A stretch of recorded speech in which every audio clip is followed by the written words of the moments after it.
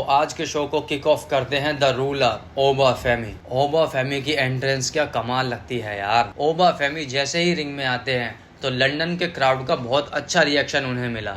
ओबा फेमी ring में आते हैं और बोलते हैं कि जब से मैं पैदा हुआ हूँ तब से मैंने एक चीज़ तो मार्क कर ली थी कि मुझे WWE में ज़रूर जाना है, और मेरा गुड लक मुझे यहाँ तक लेके भी आया। और इसी साल मैं king of the ring tournament के फाइनल्स में भी पहुँचा। अब इस सैटरडे नाइट ऑफ चैंपियंस में आपका नया किंग होगा द ओबा फेमी। और ओबा फेमी ने डायरेक्ट चैलेंज किया है रोमन रेंग्स को समर स्लैम के लिए। फिर इतने में ही म्यूजिक हिट होता है जे उसो का, और जे उसो रिंग में आते हैं और ओबा फेमी से बोलते हैं क्या क्या कहा तूने अभी कि तू किंग ऑफ द रिंग जीतेगा? नहीं, ये किंग ऑफ द रिंग मैं जीतूंगा और समर स्लैम में मैं चैलेंज करूंगा कोडी रोड्स को उसके अनडिस्प्यूटेड टाइटल के लिए। फिर ओबा फेमी बोलते हैं क्या इसका मतलब तू नाइट ऑफ चैंपियंस में मुझे हराएगा? तो जे उसो बोलता है हाँ। फिर ओबा फेमी बोलते हैं कि जे उसो तू अपनी जबान का पक्का रहियो, अगर तूने मुझे नाइट ऑफ चैंपियंस में नहीं हराया तो मैं तुझे नाइट ऑफ चैंपियंस में बहुत मारूंगा और पूरी तरह से तुझे खत्म कर दूंगा। इतना बोल के ओबा फेमी वहां से चले जाते हैं। और इसके बाद नेक्स्ट बैक स्टेज से सेगमेंट आता है निक ऑल्डिस, एलए नाइट और जिमी ऊसो के बीच। तो जिमी ऊसो एलए नाइट से बोलते हैं भाई क्या है तेरी प्रॉब्लम यार, मैं तेरी इतनी रिस्पेक्ट करता हूँ और पिछले हफ्ते तूने मेरे पीछे से वार किया। तो एलए नाइट ने कहा कि भाई तूने भी तो मुझे मारा था।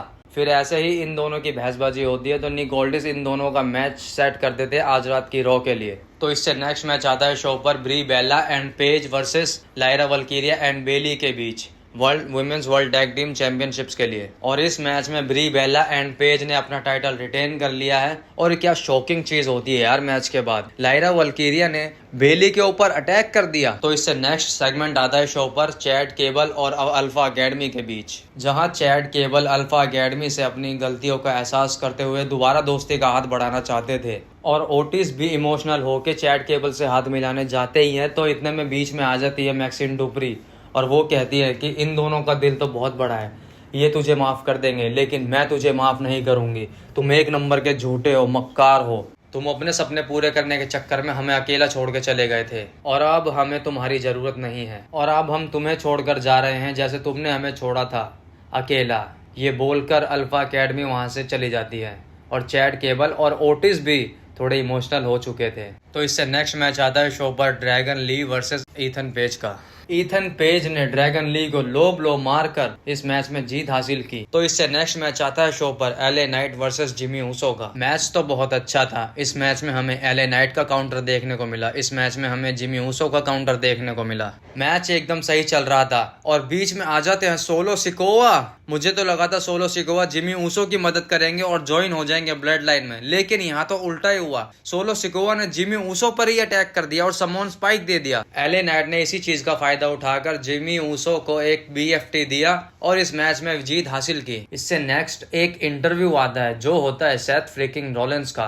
कोरी ग्रेव्स पूछते हैं तुम अगले हफ्ते एक स्टील केज मैच लड़ने वाले हो, तुम्हें क्या लगता है तुम उस स्टील केज से सही सलामत बाहर आ पाओगे? सेथ रॉलिंस बोलते हैं हाँ मुझे पता है इस मैच में रिस्क बहुत है, लेकिन मुझे अपने ऊपर पूरा भरोसा है। मैं WWE में एक प्रोफेशनल हूँ और मैं अगले हफ्ते ब्रॉन ब्रेकर को हराऊंगा भी और स्टील केज मैच से सही सलामत बाहर भी आऊँगा। और इसी के साथ मैं विजन को बहुत पीछे छोड़ दूंगा और आगे बढ़ूंगा अपने नए दौर के लिए, वो वर्ल्ड हैवीवेट चैंपियनशिप टाइटल जिसे मैं कभी हारा ही नहीं था। यहाँ से पता चलता है कि सेथ रॉलिंस की भी नज़र है उस टाइटल के ऊपर। तो चलिए इससे नेक्स्ट हम चलते हैं शो के मेन इवेंट की तरफ जो था WWE world tag team championship के लिए the vision versus the street profits के बीच। रिंग की बेल बजते ही द विजन ने अटैक कर दिया द स्ट्रीट प्रॉफिट्स पर, जहां से वो अपर हैंड लेने की कोशिश कर रहे थे और द विजन ने पूरी तरह से कंट्रोल ले लिया है इस मैच पर। और जैसे जैसे मैच आगे बढ़ रहा था वैसे वैसे एंजेलो डॉकिंस को टैग मिला और स्ट्रीट प्रॉफिट्स ने कमबैक किया इस मैच में। और मैच के बीच बीच में लोगन पॉल द विजन की हेल्प कर रहे थे, जिसके कारण रेफरी चैड पैटर ने लोगन पॉल को बाहर कर दिया था इस मैच से। इसके बाद ब्रॉन ब्रेकर स्टील स्टेप्स को रिंग में लेके जाते हैं हैं, लेकिन एंजेलो डॉकिंस ब्रॉन ब्रेकर को स्टील पोस्ट पे देकर मारते हैं और लोगन पॉल आ जाते हैं और वो हेल्प करना चाहते थे ऑस्टिन थ्योरी की ब्रास नकल्स से। और इतने में ही म्यूजिक हिट होता है जो हेनरी का। जो हेनरी हेल्प करने आते हैं स्ट्रीट प्रॉफिट्स की। जो हेनरी भागते हुए जाते हैं लोगन पॉल का पीछा करने और पीछे ऑस्टिन थ्योरी रिंग में ब्रास नकल्स उठाने जाते हैं। इतने में ही म्यूजिक हिट होता है सेथ फ्रीकिन रॉलिंस का। रेफरी का ध्यान भटका हुआ था और सेथ रॉलिंस पीछे से ब्रास नकल से अटैक करते हैं ऑस्टिन थ्योरी पर और फिर ब्रॉन ब्रेकर सेथ रॉलिंस के पीछे भागते हैं और पीछे रिंग में montage Ford from the heavens मारकर ऑस्टिन थ्योरी को पिन करके स्ट्रीट प्रॉफिट्स नए वर्ल्ड टैग टीम चैंपियन बन चुके हैं।